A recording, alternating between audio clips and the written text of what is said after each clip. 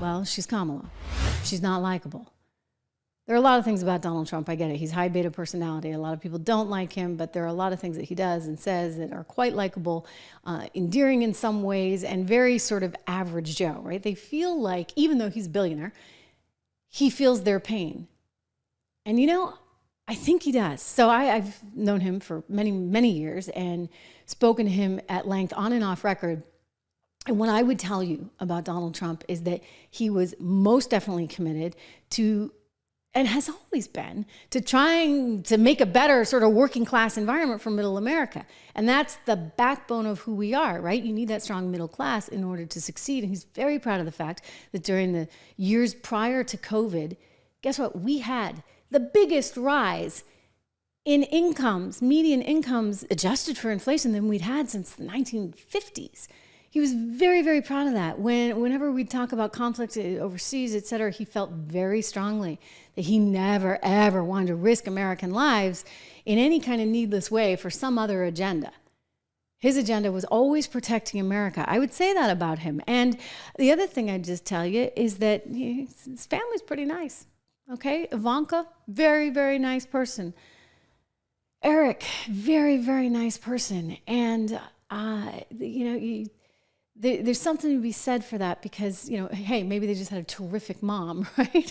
But I think whatever qualities are being passed along are pretty good. But this story I'm going to tell you about right now, this is kind of amazing, guys.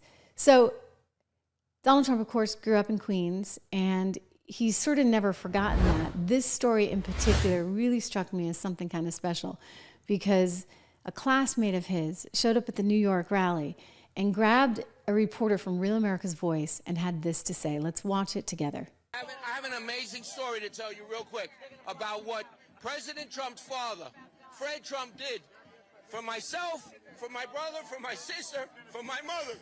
1974, my dad suffered a major heart attack. I went to the same school as Donald Trump, the Q Forest School. 3 days after my father's burial, there was a knock on the door one school morning, 7 a.m. I answered the door. It's a distinguished gentleman. I was 10 years old. My father just died. The gentleman said, "Kid, call your mom." I called my mom from upstairs. She came down. Gentleman said to my mom, "I am Fred Trump, Donald's father." And my mom says, "Yes, I know Donald went to the Q Forest School." And Mr. Fred Trump said to my mom, "Yes, Mrs. Rem, very sorry about Joseph's death. And what you don't know is I'm still on the board of trustees at the Q Forest School. And this morning, I let Headmaster Mr. Philip Rogers know that from this day forward, myself, Fred Trump, out of my own pocket, is going to pay for your 3 children's tuition because I don't want the kids have to go back into the public school system." And the tuition in 1974 was $2,500 per child, $7,500, which is about $80,000, $100,000 in today's money. And who would do that except the President Trump's father? The fruit doesn't fall far from the tree, and they give the Trump family grief. The Trump family is a wonderful family, the entire family, And who else? Can you picture Joseph Biden or Kamala Harris doing that? No. All they care about is buying another mansion. I'm going to tell you, the Trump family is wonderful. I love you, Donald.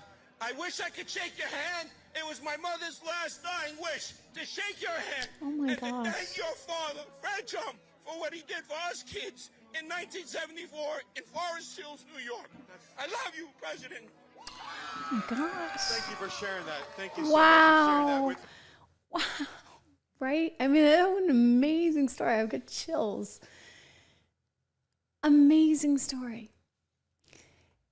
So Trump, maybe his dad, had a little bit of this. I really do think he does a good job at sort of seeing people as individuals. And you see that in the rallies. He calls people out. And I'll just tell you, you know what? When I left Fox, one of the first calls I got was from the President of the United States. One of the second calls I got was from Ivanka. I heard from Eric. I heard from Larry. I point this out because it wasn't like friends that worked at the network were calling and saying, "Hey, are you okay?" And I think there's something to that. I realize he's not everybody's cup of tea, right? Like, okay, like I get it, you know, and if you're watching the show, I'm sorry, because he kind of had me at taxes and policy, and I'm just one of those policy wonks. You'll have to get used to it, okay? But I really think that deep down, he's a pretty nice person. And granted, he's clearly got his flaws, you know. A lot of people have flaws. We all have some form of flaws, but when it's all stacked up against, say, the flaws of Kamala Harris, which may actually include her ability to add 2 + 2, then you start to get worried. And I think the Teamsters realize this. Kamala Harris, 34% versus Trump at 59.6%. Think about that, you guys. Something big is going on.